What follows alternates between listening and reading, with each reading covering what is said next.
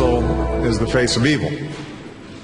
Our goal, as I've said many times, is to degrade and ultimately destroy this barbaric terrorist organization. But can military force destroy the Islamic State? Today, the Islamic State released a video celebrating the attack in Paris and specifically threatening that if the United States continues its strikes against the Islamic State, they will strike America in Washington, D.C. Joining us now from London, Hassan Hassan, co-author of ISIS, Inside the Army of Terror, and with us here in New York, Graeme Wood, contributing editor for The Atlantic, who's written extensively on the Islamic State. Graeme, in one thing you've written over the weekend, you questioned whether the Islamic State actually did authorize this ahead of time, or whether it was one of those things where people they've inspired did it and they kind of went along with it. Yeah, so far the model for attacks on the West has been an inspirational model for the Islamic State.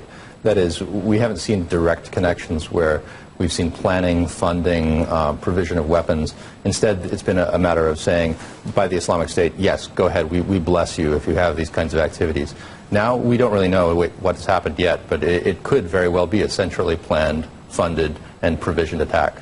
You saw some details in the Islamic State's statements about this that were inconsistent with their past claims of credit. Yeah, there were little aspects of the claim of credit that were interesting.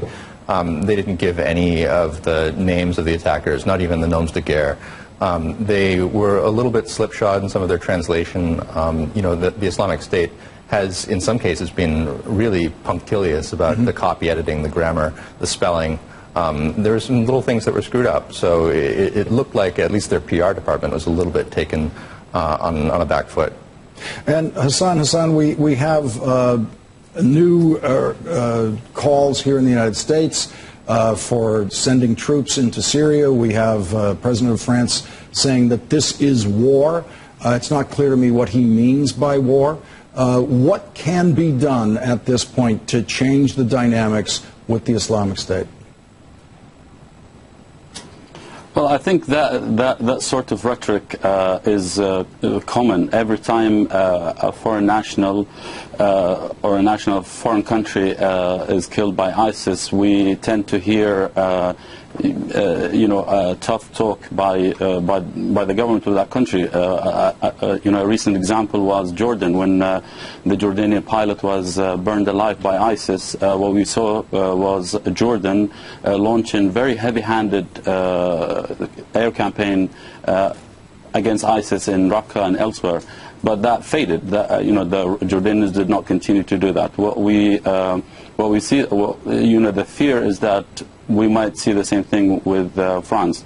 I think the way forward is either of two things, and not a third one, which is either continue with the measured campaign that's now led by the United States to contain ISIS militarily, while you kind of formulate a plan to resolve the conflicts in both Iraq and Syria, because unless you deal with the situation in these two countries, it's very hard to undermine the ideology of ISIS, because ISIS success on the ground feeds into its global ideological appeal, because it presents itself as a caliphate building enterprise that is actually working for some people.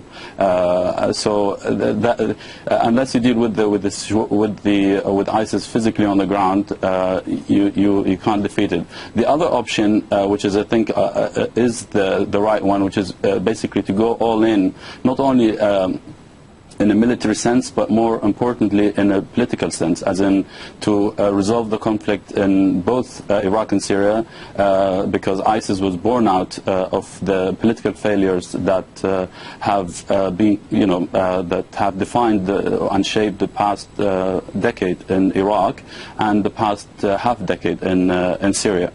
And the third one is basically what some people are now calling for, and I think that's a misguided approach, which is basically to increase the pace and the rate of bombs in these countries. And Graeme Wood, what do you see a strategy developing, or a suggested strategy that the United States hasn't tried that it should now try? No, I think that Hassan Hassan is quite right, that the strategies that he's outlined are He's presented them roughly in order of wisdom. And yes, to continue to roll back ISIS's territory is what we should do. We've so far been slowly but surely successful at that. Just continuing along that path, I think, is probably the right way to go. But adding, of course, the importance of this political solution, which is quite a difficult one. And so what about a larger troop commitment to that effort? That would, I think, be still, first of all, something that ISIS would I think, largely welcome. But why would they welcome it? Well, for one thing, it would be a very good recruiting tool. You know, they have been saying from the beginning that we want an invasion. We want Americans to show up. We want to show that this is a fight between Christians and Muslims. So far, at least in Iraq and Syria, it's been a fight mostly between Muslims and Muslims. Mm-hmm. So to give them that wish, I think, is something that we should do with great reluctance. Hassan, do you agree that ISIS would like to get American troops, American so-called boots on the ground? Absolutely. I think, you know, this approach has already been tested.